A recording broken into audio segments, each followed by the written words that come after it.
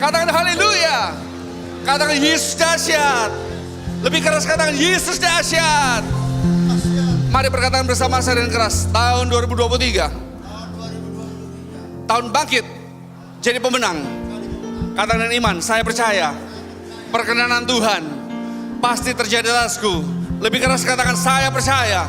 Perkenanan Tuhan pasti terjadi atasku. Yang percaya katakan amin. Berikan sorak-sorak selain Tuhan Yesus yuk. Katakan haleluya. Shalom saudara. Wow. Shalom saudara. Gimana kabar? Baik ya. Waktu berjalan begitu cepat. Memasuki bulan yang baru. Bulan September. Wah. Tuhan Yesus baik. Apapun yang terjadi dalam kehidupanmu. Tetap percaya. Pegang janji Tuhan. Segala sesuatu yang enak maupun tidak enak yang terjadi. Itu Tuhan izinkan. Supaya apa? Supaya setiap kita lebih lagi. Terus bergantung pada Tuhan, tetap mengasihi Tuhan. Janji Tuhan itu ya dan amin. Gak usah khawatir untuk hidupmu, untuk masa depanmu. Apa yang akan kau lakukan, apa yang kau hadapi. Jangan khawatir, sebab janji Tuhan itu ya dan amin. Yang penting saudaraku, hari-hari ini seperti Roma 8 ayat 28. Itu kita perkataan seperti ini. Kita tahu sekarang bahwa Allah, Tuhan Yesus, turut bekerja dalam segala sesuatu. Katakan segala sesuatu. Untuk apa? Untuk mendatangkan kebaikan bagi setiap saudara. Bagi setiap saudara, bagi setiap saudara yang mengasihi Tuhan. Yaitu bagi mereka yang terpanggil sesuai dengan rencana Allah. Saudaraku, apapun yang terjadi dalam kehidupanmu, sekali lagi saya mau ingatkan, Tuhan sangat mengasihi engkau. Mungkin kau berada sekarang ada dalam lembah, pergumulan atau apapun juga. Tapi kita harus tetap katakan, Tuhan aku percaya janjimu. Kami tahu Tuhan segala sesuatu Tuhan engkau izinkan. Untuk mendatangkan kebaikan bagi setiap kami yang mengasihi engkau. Dan saya percaya ketika kita mempunyai sikap hati yang tetap mengucap syukur seperti ini. Saya sangat yakin dan percaya pada waktunya Tuhan. Katakan pada waktunya Tuhan. Lebih keras katakan pada waktunya Tuhan. Mujizat demi mujizat, pintu terobosan akan terjadi dalam kehidupanmu. Yang percaya katakan amin.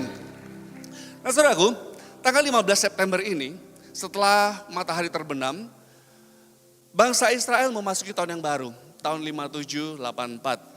Nah arti rohani dari tahun 5784 ini adalah tahun pintu-pintu terbuka. Tahun pintu-pintu terbuka. Katakan bersama dengan saya, tahun pintu-pintu terbuka. Lebih keras katakan, tahun pintu-pintu terbuka. Nah saudara kau, di memasuki tahun ini, tahun 5784, kita akan menghadapi tahun di mana pintu-pintu yang tertutup, itu yang terbuka dalam nama Yesus. Nah sekarang saudaraku, kalau kita perhatikan, dekade P, 80 ya, dekade P. Angka 8 itu berbicara mengenai mulut, deklarasi. Nah Tuhan tetap mengingatkan, sejak tahun 5780 memasuki tahun atau dekade P ini sampai nanti dalam 10 tahun itu. Tuhan tuh mengingatkan bahwa kita harus mempunyai sikap hati. Seperti lambang arti rohani dari P itu sendiri. Yaitu apa? Mulut, deklarasi. Hari-hari itu Tuhan ingatkan dalam dekade-dekade ini. Hati-hati atau perhatikan apa yang kau ucapkan. Juga perhatikan apa yang Tuhan firmankan atau ucapkan terhadap kita, itu kita juga harus perhatikan. Jadi ada dua arah. Kita memperhatikan dan kita berhati-hati dengan apa yang kita ucapkan. Dan kita juga diminta untuk berhati atau mendengarkan apa yang Tuhan ucapkan. Yang penting sampai sini kata amin. Nah dalam masa-masa seperti ini, dalam dekade ini, kalau Tuhan katakan, ayo nak, hati-hati apa yang ucapkan. Artinya apa? Hari-hari ini, Tuhan meminta setiap kita, mengajak setiap kita, mengundang setiap kita untuk lebih lagi banyak berdoa, memuji, menyembah Tuhan, dan memperkatakan firman. Yang berarti kata amin. Jadi jangan ada kata sia-sia saudaraku. Memang ya kalau misalnya daging tuh begitu dapat ini rasanya gampang ya. Waduh tiba-tiba ngomong seperti ini. Tahan. Waktu engkau lebih lagi dengan Tuhan, Tuhan aku mau Tuhan dalam dekade ini, ajar aku, tuntun aku untuk terus masuk dalam rencanamu Tuhan. Supaya apa? Dari mulutku ini, bukan keluar yang kata-kata kutukan, bukan kata-kata yang negatif atau apapun juga. Tetapi kita minta Tuhan jaga mulutku, hatiku. Supaya apa? Aku lebih banyak memperkatakan firman. Lebih banyak memuji, menyembah, berdoa, berseru padamu. Nah 84-nya sekarang. 4 dalet. Nah dalet ini saudara, arti rohani itu melambangkan pintu. Melambangkan juga miskin, melambangkan juga yang diangkat. Nah, memasuki tahun 5784. Arti rohani, pintu-pintu terbuka ini, perhatikan saudaraku. Tahun ini, tahun yang baru ini dikatakan, kita akan memasuki sebuah musim di mana peperangan rohani semakin meningkat dan masa transisi untuk memasuki fase baru berikutnya ini yang terjadi. Dan dikatakan sebelum memasuki tahun ini Tuhan memanggil atau sedang memanggil umatnya untuk naik masuk ke dalam dimensi baru dan berjalan di dalam kedewasaan rohani bersama dengan Tuhan. Perhatikan saudara, saudara mau mengalami pintu-pintu terbuka dalam kehidupanmu? Pintu-pintu terobosan terjadi? Tuhan kembali ingatkan, ini masa-masa ke depan ini masa-masa peperangan rohani yang semakin meningkat. Dan Tuhan katakan kalau engkau mau mengalami kemenangan demi kemenangan, mengalami pintu terobosan, pintu mujizat itu terjadi dalam kehidupanmu, Tuhan katakan, aku sedang memanggil engkau umatku untuk naik, masuk ke dalam dimensi baru, dimensinya Tuhan. Berjalan di dalam kedewasaan rohani bersama dengan Tuhan. Di situ Tuhan ingatkan, seperti di Yohanes 10 ayat 9 sampai 10. Firman Tuhan katakan, akulah pintu, barang siapa masuk melalui aku kata Tuhan, ia akan, belum ada di sini ya, tolong, oke, saya ulangi ya. Yohanes 10, 9 sampai 10, firman Tuhan katakan, akulah pintu kata Tuhan Yesus. Barang siapa masuk melalui aku, ia akan selamat dan ia akan masuk dan keluar dan menemukan padang rumput. Pencuri iblis datang hanya untuk mencuri, membunuh dan membinasakan. Tetapi aku datang kata Tuhan Yesus supaya setiap saudara mempunyai hidup dan mempunyai dalam segala kelimpahan. Saudaraku, kembali saya ingatkan, memasuki tahun yang baru, pintu-pintu terbuka. Saudara harus mau tidak mau, paksa dirimu. Jangan kalah sama daging, paksa, bangun, bangkitkan rohmu untuk sungguh-sungguh naik ke tempatnya Tuhan. Sungguh-sungguh dengan tulus cari Tuhan, kejar Tuhan dengan tulus. Pada waktu engkau masuk dalam kedewasaan rohani bersama dengan Tuhan, berjalan bersama dengan Tuhan, masuk dalam dimensinya Tuhan, seperti bulan lalu, Wanda Alger yang dapatkan apa? Di tempatnya Tuhan, gak ada kuasa kegelapan yang dapat menyerang engkau. Saya ingatkan kembali, pada waktu bulan lalu, saudara ingat ya waktu anniversary, saya bacakan apa firman Tuhan. Rupanya klop saudaraku, ini semuanya Tuhan sedang berbicara dan ini sepertinya memang inilah saat-saat ini yang Tuhan minta. Dan Tuhan katakan begini, Tuhan berbicara, aku mendengar doa dan permohonanmu. Aku kata Tuhan akan meresponi dan menjawab engkau. Aku memiliki rencana untuk membawamu kepada kemenangan. Yang percaya kata amin. Untuk itu, aku kata Tuhan mengundang engkau untuk naik masuk ke dalam atmosfer kemuliaanku yang lebih tinggi kata Tuhan. Di mana kekudusan dan kemurnianku itu berada. Ini dimensinya Tuhan saudaraku. Tuhan mengajak kita naik ke tempat kudusnya Tuhan. Di tempat ini, di tempat Tuhan, kegelapan tidak dapat menyentuhmu. Dan di sinilah tempat di mana kemenangan dan kemerdekaan yang mutlak akan terjadi. Ada harga yang sangat mahal yang harus kita bayar untuk naik masuk ke dalam atmosfer kemuliaan Tuhan, yaitu dengan berkorban, berserah penuh kepada Tuhan dan rela untuk dibersihkan dan dikuduskan. Hanya melalui baptisan api ini atau pengudusan ini, engkau dapat masuk ke tempat kemuliaan Tuhan. Jadilah wadah di mana Tuhan dapat berhabitasi. Jadilah wadah supaya saudara dan saya menjadi skenoonya Tuhan. Tempat Tuhan tinggal berhabitasi di tengah-tengah saudara. Berserahlah total untuk dikuduskan. Agar engkau dapat dipersiapkan untuk menerima seluruh, katakan seluruh. Lebih keras katakan seluruh. Dipersiapkan untuk menerima seluruh kepenuhan rencana Tuhan. Persiapkan dirimu untuk menjadi korban persembahan yang hidup, yang berkenan kepada Tuhan. Pisahkan dirimu dari segala sesuatu yang menarik engkau jauh daripada Tuhan. Terus berjalan dan melangkah di tengah-tengah kesukaran. Perhatikan ya, bukan sesuatu yang baik, bukan sesuatu yang enak, gak ada apa-apa, semuanya mengucap syukur, enggak. No, meskipun engkau berjalan di tengah-tengah kesukaran, pergumulan yang sangat berat, Tuhan tetap ingatkan dan kuatkan, terus berjalan, terus berjalan, terus berjalan, melangkah meskipun di tengah-tengah kesukaran, maka engkau akan mengalami kepenuhan rencana Tuhan yang besar dalam kehidupmu. Kemuliaan kuasa Tuhan akan dinyatakan lebih lagi melalui baptisan api ini. Nah saudaraku, di tahun pintu-pintu terbuka, yang harus kita mengerti adalah di sini ada dua dimensi pintu yang baru, yaitu pintu terobosan dan pintu yang namanya pintu ujian. Saudara saya, Tuhan janji, kalau engkau sungguh-sungguh dalam masa-masa seperti ini, meskipun peperangan rohani tingkat tinggi, meskipun pergumulannya, yang namanya kesukaran mungkin, waduh rasanya gak kuat Tuhan, engkau gak kuat, tetapi engkau terus berjalan bersama dengan Tuhan. Tuhan katakan dalam masa-masa seperti ini, justru Tuhan akan menunjukkan kuasanya. Pintu-pintu terobosan ini akan terjadi, dikatakan, jika ketaatan dan kepercayaan kita kepada Tuhan itu kita lakukan. Ketika kita percaya taat kepada Tuhan dan terus berjalan seperti apa yang Tuhan perintahkan. Kalau Tuhan ucapkan, ayo naik ke tempat tinggi. Ayo lebih intim bersama denganku. Ayo naik, masuk dalam dimensiku. Engkau lakukan seperti yang Tuhan ucapkan, maka engkau akan mengalami yang namanya pintu terobosan. Ini pintu-pintu yang luar biasa untuk tahun ke depan. Yang akan membawa saudara saya ke tempat yang tidak mungkin, yang belum pernah kita pikirkan, ini akan terbuka.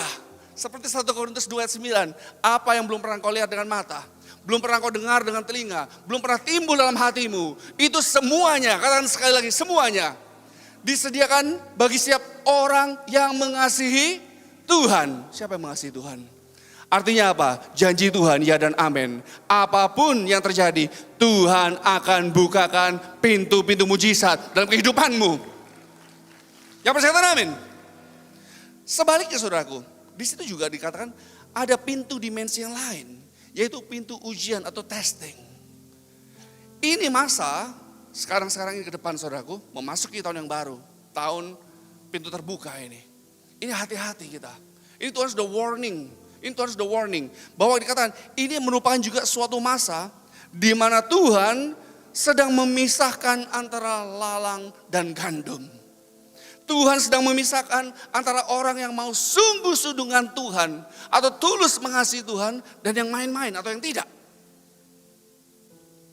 Ada dua dimensi. Mau mengikuti Tuhan, engkau mengalami pintu terobosan. Engkau main-main dengan Tuhan, pintu ujian itu juga terbuka lebar, saudaraku. Dan dikatakan di sini, di 1 Korintus 3, ayat 11-15.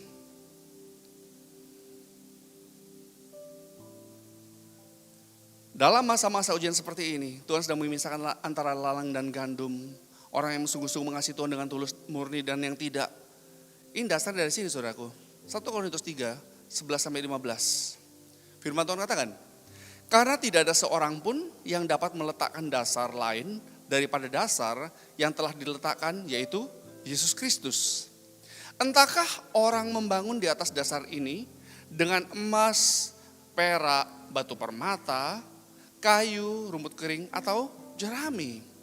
Sekali kelak pekerjaan masing-masing orang akan nampak. Karena hari Tuhan akan menyatakannya.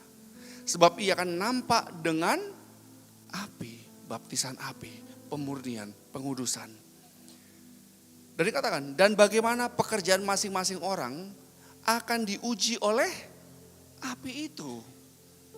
Jika pekerjaan yang dibangun seseorang tahan uji, ia mendapatkan upah. Tetapi Sebaliknya, jika pekerjaannya terbakar, ia akan menderita kerugian, tapi ia sendiri akan diselamatkan, tapi seperti dari dalam api. Kasih tanda kurung, kalau masih ada kesempatan. Misalnya nih, kita membangun, pertama kita kenal Tuhan. Kita sungguh-sungguh. Mungkin awalnya kita sungguh-sungguh murni mengasihi Tuhan. Gak nyari berkat, gak nyari mujizat, tapi cuma mau cari sang pemberi berkat dengan tulus murni. Tapi ada juga orang-orang di luar sana yang juga menyatakan atau mengatakan dirinya itu Kristen, pengikut Kristus. Tetapi sebenarnya dalam hati mereka, lidah bibirnya itu jauh daripada Tuhan. Nah, pekerjaan masing-masing orang seperti ini itu dikatakan akan nampak, saudaraku. Ketika baptisan api itu turun, mungkin itu melalui macam-macam ya, pemurnian, pengudusan, proses dan segala macamnya. Nah, disinilah baru kelihatan sebenarnya orang ini kayak gimana terhadap Tuhan Yesus. Apakah dia sungguh-sungguh mengalami proses, gak diproses, mau diberkati, gak diberkati, dia tetap mengasihi Tuhan apa adanya dengan tulus murni ataukah tidak? Waktu yang membuktikan. Ketika pengudusan api Roh Kudus itu turun, saudaraku, kita rela dibersihkan. Orang-orang yang sungguh-sungguh membangun dengan dasar yang sungguh-sungguh solid, emas, perak, batu permata, itu semakin dibakar akan semakin murni. Semakin dihabisi sepertinya daging ini, dan semakin sungguh-sungguh dengan Tuhan. Tetapi yang dengan rumput, jerami, dan sebagainya, ketika ada proses atau masalah, nah saya selalu ingatkan saudara, waktu seseorang diproses, itu lebih mudah ketika seseorang diberkati. Proses diberkati, ini banyak orang yang meleset, jauh dari Tuhan. Waktu diproses dia bisa cari Tuhan, tapi waktu diberkati, semuanya nyaman, semuanya enak, banyak kan off. Nggak ada yang di sini ya. Saya berdoa setiap saudara, tiap kali saya berdoa, Tuhan, biarlah jemaat di tempat ini Tuhan, sungguh-sungguh Tuhan, mencari Engkau dengan tulus, murni. Itu saudara. Saya setiap kali dengar saudara, waktu sebelum saya ke depan sini, belakang sana, bagaimana saudara menyembah. Bukan cuma lip service, bukan cuma ekspresi diri, tapi kesungguhan hatimu. Saya melihat, engkau sungguh-sungguh orang yang mengasihi Tuhan. Dan biarlah pada masa-masa seperti ini, ketika diperhadapkan ada pintu terobosan, pintu ujian, hari-hari ini engkau menang. Dan engkau katakan, Tuhan, aku tetap mau memilih Engkau. Apapun yang terjadi, aku mau mengasihi Engkau. Aku mau taat, mengasihi Engkau dengan apa adanya, dengan tulus, murni. Amin. Amin. Siap-siap saudara, kalau sudah seperti ini, siap-siap. Anytime tiba-tiba pintu mujizat terbuka di hadapanmu, engkau akan melihat perbuatan Allah yang sangat luar biasa, ajaib. Contoh saudara, contoh. Nanti dibaca ya di rumah ya. Kejadian 37 sampai kejadian 41. Kisah tentang Yusuf. Nah Yusuf ini saudaraku, ini juga mengalami dalam masa-masa hidupnya. Dari janji Tuhan ketika Tuhan berbicara kepada dia di usia 17 tahun. Dia baru betul-betul mengalami yang namanya pintu terbuka, kepenuhan segala rencana Tuhan itu terjadi dalam kehidupannya, itu di usia 30. Jadi ada 13 tahun masa-masa penantian. Nah, singkat cerita, Yusuf ketika menerima hal tersebut, atau pesan Tuhan, atau apapun juga, apa yang Tuhan firmankan, Tuhan janjikan, dia mulai share dengan yang lain-lainnya, saudara-saudaranya. Saudara-saudaranya iri, singkat cerita kepingin dibunuh, akhirnya gak jadi dibunuh, dimasukkan dalam sumur, dijual ke Mesir untuk menjadi budak. Sampai di Mesir, langsung dibeli oleh Potifar dan dijadikan budak di rumah Potifar. Nah, Yusuf ini meskipun dia mengalami proses awal pemurnian, sepertinya kok Tuhan dari yang kau katakan, kok begitu engkau janji sesuatu, kok malah kehidupanku ini mengalami sesuatu yang terbalik daripada janji Tuhan. Janji Tuhan ke arah sana, kenapa kehidupanku ke arah sini? Tetapi Yusuf di situ saudaraku, kita harus tahu, dia tetap mengasihi Tuhan apa adanya dengan murni. Dia gak kecewa sama Tuhan, meskipun dia dihianati oleh saudara-saudaranya. Dia gak kecewa, dijual sebagai budak. Mungkin secara hati, aduh Tuhan aku sendirian. Biasanya di situ dimanja, semuanya yang terbaik kasih ke dia. Tiba-tiba dia nothing, jadi budak. Tetapi dia tetap mengasihi Tuhan. Dia tetap taat, melakukan apa yang Tuhan perintahkan dengan tepat. Nah, Alkitab mengatakan, nanti saudara kau baca ya, di Kejadian antara 37 sampai 41. Tuhan itu menyertai Yusuf luar biasa. Meskipun dia jadi budak. Wah, Tuhan memberkati dia dengan luar biasa. Apa saja yang dikerjakan oleh Yusuf, Tuhan buat berhasil. Dalam segala pekerjaannya. Sangat dikasihi. Sampai semua asetnya Yusuf akhirnya mengelola. Nah, ujian berikutnya adalah ujian kemurnian hati. Ujian kekudusan. Setelah bertahun-tahun kerja di situ, Yusuf lihat istri Potifar. Ngelihat Yusuf tertarik. Dan Alkitab katakan dia diajak selingkuh berulang-ulang. Berulang-ulang. Tapi Yusuf karena mempunyai dasarnya kuat. Dia mau mengasihi Tuhan apa adanya dengan tulus murni. Akhirnya apa? Suatu ketika dipaksa untuk selingkuh, dia lari, jubahnya ketinggalan. Nah di situ dia langsung dipelintir. Wah nih Yusuf mau memperkosa aku, kata istri Potifar. Setelah itu saudaraku, apa yang terjadi? Dia melakukan atau menjaga dirinya. Dia melakukan firman Tuhan. Dia hidup sungguh-sungguh dengan Tuhan. Integritasnya sungguh-sungguh dijaga. Hasilnya apa? Kembali. Bukan ke arah rencana Tuhan. Kembali. Semakin memburuk. Dimasukkan dalam penjara. Nah saudaraku, saya yakin itu merupakan suatu titik terendah dari kehidupan Yusuf. 13 tahun dia di penjara. Maksudnya 13 tahun dia jadi budak dan 3 tahun terakhir dalam kehidupannya itu ada di penjara. Sepertinya kok dia mungkin mikir di penjara, Tuhan ini gak salah ya Tuhan ya. Sejak usia 17 tahun Engkau memberikan suatu janji kepadaku yang sangat luar biasa. Kepenuhan janjimu itu sangat luar biasa. Tanah yang berlimpah susu dan madu dan segala macamnya. Itu ada di sana Tuhan. Tapi sekarang kau lihat Tuhan keadaanku. Aku berada di titik terendah. Di mana keluargaku membuang aku, mencoba membunuh aku. Aku dihabisi, difitnah, dilupakan dan masuk dalam penjara yang paling dalam. Ini gimana Tuhan? Yusuf itu melalui pintu-pintu ujian dan dia lulus. Tetapi saudaraku, pada waktunya Tuhan, katakan bersama dengan saya, pada waktunya Tuhan. Lebih keras katakan, pada waktunya Tuhan. Di tengah-tengah sepertinya pintu kesempatan itu semuanya tertutup. Sepertinya tidak ada harapan. Sudah gak mungkin terjadi rencana Tuhan. Tapi tiba-tiba, katakan tiba-tiba. Katakan tiba-tiba. Dalam beberapa detik, beberapa menit, Tuhan mengubahkan kehidupan Yusuf. Dari orang yang sangat dilupakan, berada dalam penjara, seperti gak ada masa depan, gak ada harapan. Tiba-tiba dalam sekejap, seperti membalikkan telapak tangan, dia diangkat menjadi orang yang berkuasa atas Mesir. Saudaraku, ini Tuhan. Ini Tuhan. Kalau saudara berjalan dengan Tuhan, meskipun kau melalui lembah, engkau mengalami segala sesuatu yang mungkin bagi dirimu Tuhan. Janjimu seperti kebalikan semua Tuhan. Gak ada harapan, gak ada masa depan, semuanya suram. Gak mungkin bagi manusia. Tetapi bagi Tuhan, nak sabar, waktu engkau taat, engkau sungguh-sungguh tetap taat dan mengasihi Tuhan. Melakukan apa yang benar. Memasuki masa ujian api, baptisan api, pengudusan, pemurnian. Engkau terus berjalan bersama dengan aku. Pada waktunya Tuhan, tiba-tiba Tuhan mengubahkan segala sesuatu. Dan Tuhan angkat begitu rupa dengan luar biasa. Sampai-sampai saudaraku, di sini kalau saudara perhatikan nanti.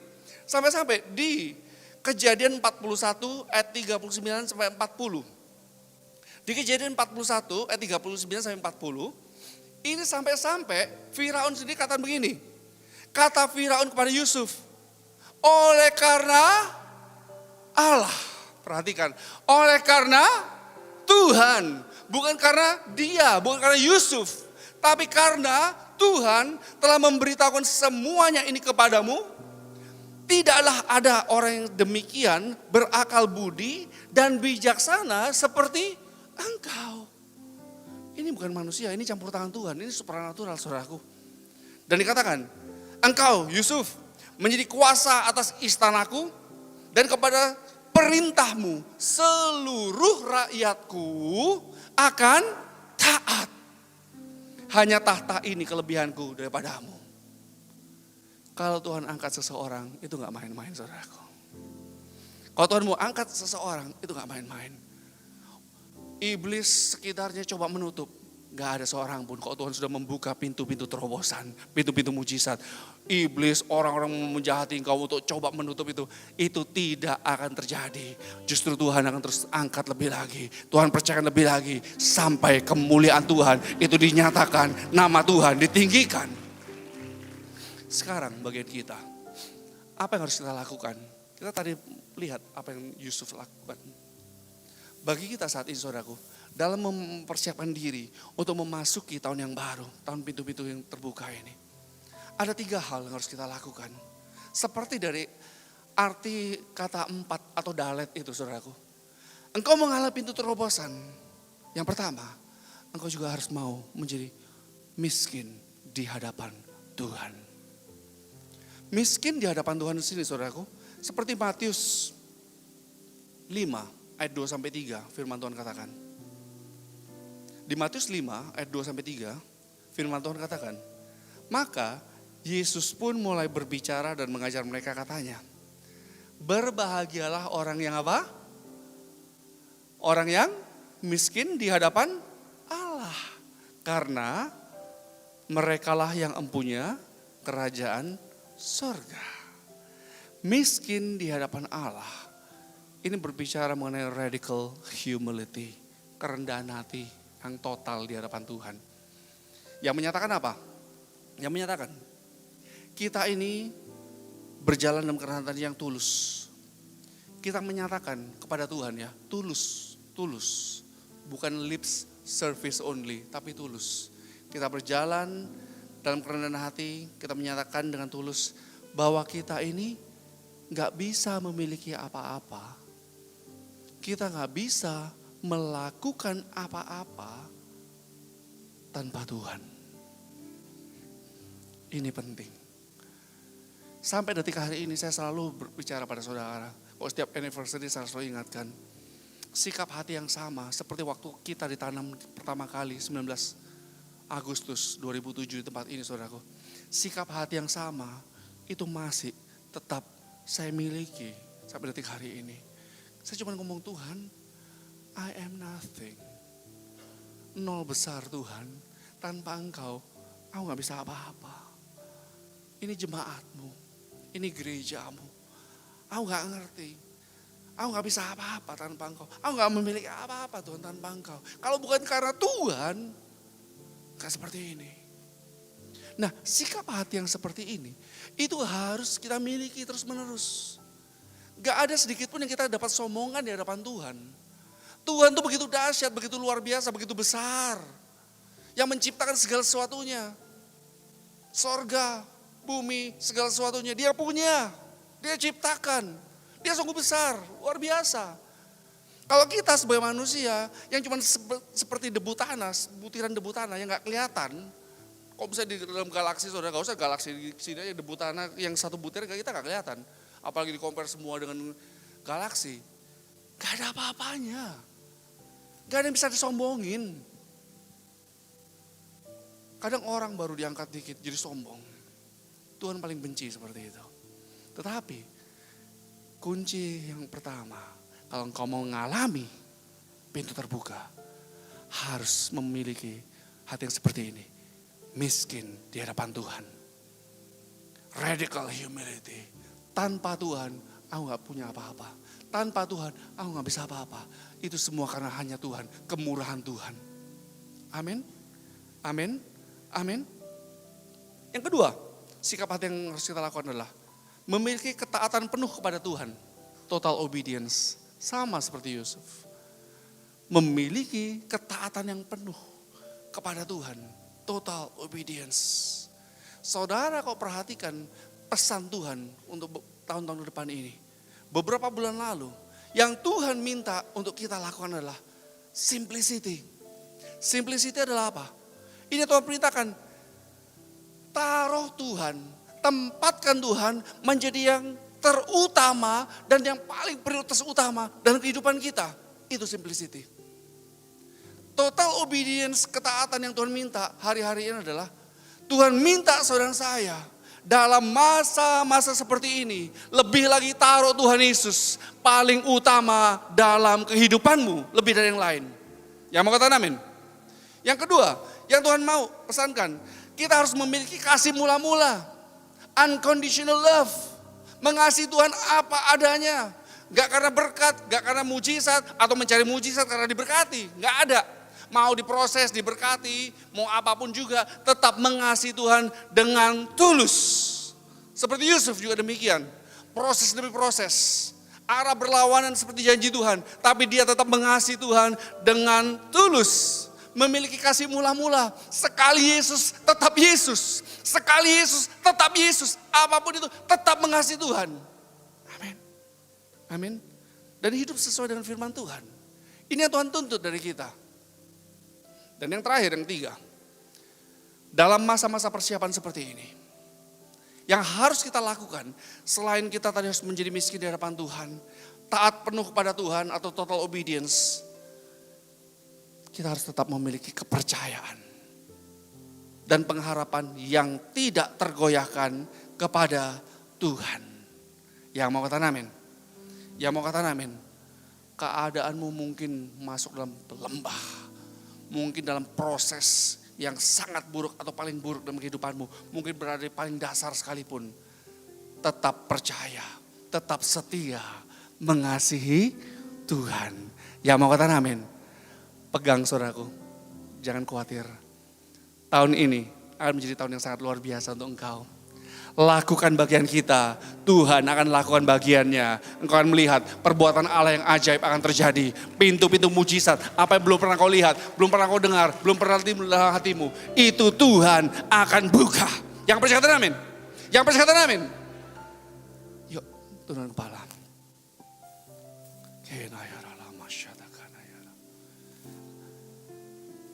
Katakan, aku ingin memiliki hati yang sepertimu.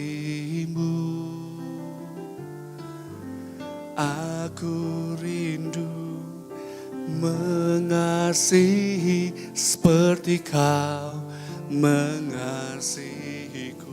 Katakan dari awal.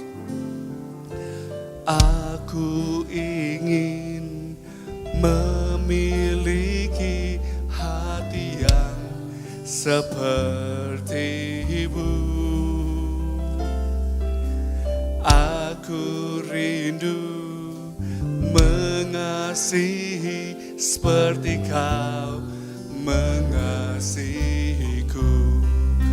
Biar ku memuliakan nama-Mu seumur hidupku dan mengasihi-Mu hari ini lebih dari yang lalu.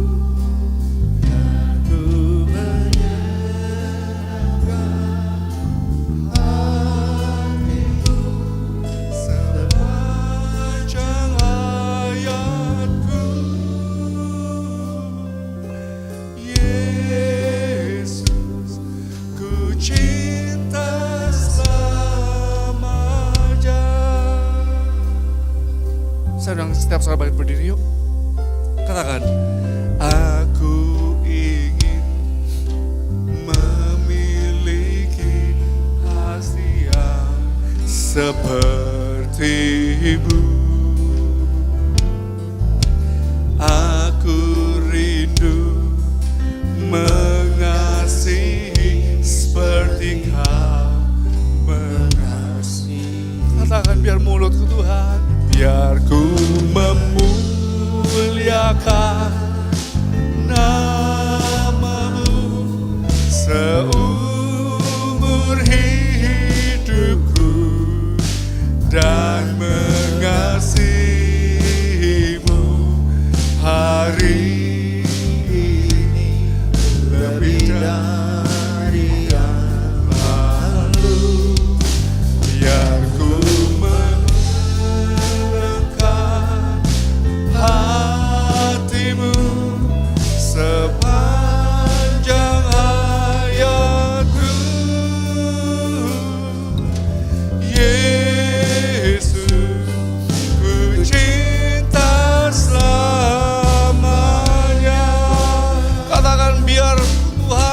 memuliakan namamu, biar ku memuliakan namamu seumur hidupku dan mengasihimu hari ini lebih dari yang lalu.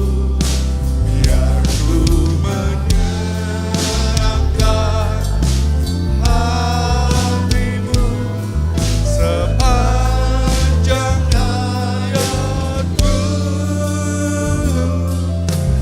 Yesus, ku cinta selamanya.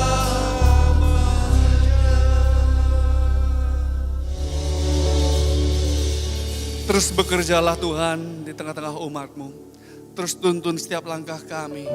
Pengurapan-Mu terus menuntun dan mengajar setiap kami.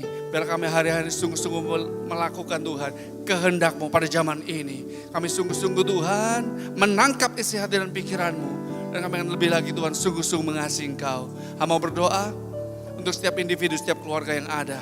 Biarlah Engkau terus pakai mereka Tuhan untuk penyelesaian amat agung ini. Sampai 2033 Tuhan, mereka semua menjadi penuai-penuai yang handal tangan-Mu Tuhan Yesus.